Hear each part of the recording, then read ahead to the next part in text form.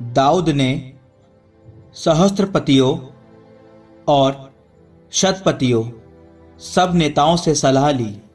दाऊद ने इज़राइल के सारे समुदाय से कहा, यदि आप लोग ठीक समझे और प्रभु हमारे ईश्वर को यह बात स्वीकार्य हो, तो हम अपने सारे अन्य बंधुओं को जो इज़राइल के देश भर में रह गए हैं और उनके साथ अपने नगरों और चरागाहों में रहने वाले याजकों तथा लेवियों को यह कहला भेजें कि वे हम में सम्मिलित हों। हम अपने ईश्वर की मंजूषा अपने पास ले आए, क्योंकि हमने साउल के शासन काल में उसका ध्यान नहीं रखा। सारे समुदाय ने इसे स्वीकार किया। यह प्रस्ताव सब लोगों को अच्छा लगा। दाऊद ने मिस्र के शीहोर से लेकर हमात के मार्ग तक के सब इज़राइलियों को किरियत या आरीम से प्रभु की मंजूषा ले आने के लिए एकत्रित किया।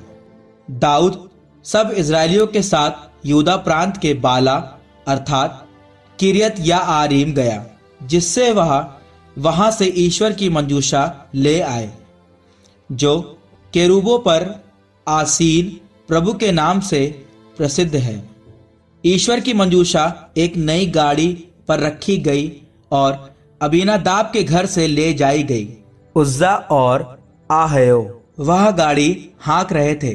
दाऊद और इज़राइल के सब लोग ईश्वर के सामने सारे हृदय से खुशियां मना रहे थे और गीत गाते, सितार, सारंगी, डफ, डमरू और तुरहियां बजाते हुए चल रहे थे। जब वे किदोन के खलियान के पास आए, तब उज्जा ने हाथ उठाकर मंजूषा को संभाला, क्योंकि बैलों को ठोकर लग गई थी। प्रभु का कोप उज्जा पर भड़क उठा, क्योंकि उसने मंजूषा को हाथ उठाकर छू लिया था। वही ईश्वर के सामने उसकी मृत्यु हो गई।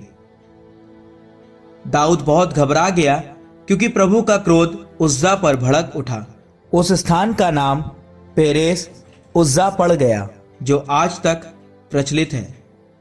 उस दिन यह सोचकर दाऊद ईश्वर से डर गया कि मैं ईश्वर की मंजूषा अपने पास कैसे ला सकता हूं। इसलिए दाऊद मंजूषा अपने यहां दाऊद नगर में नहीं लाया, बल्कि उसे गतवासी ओबेद एदोम के यहां ले गया। ईश्वर की मंजूषा 3 महीने तक ओबेद एदोम के यहां रही। प्रभु ने ओबेद एदोम के घर और परिवार और उसके यहां जो कुछ था उसे आशीर्वाद दिया।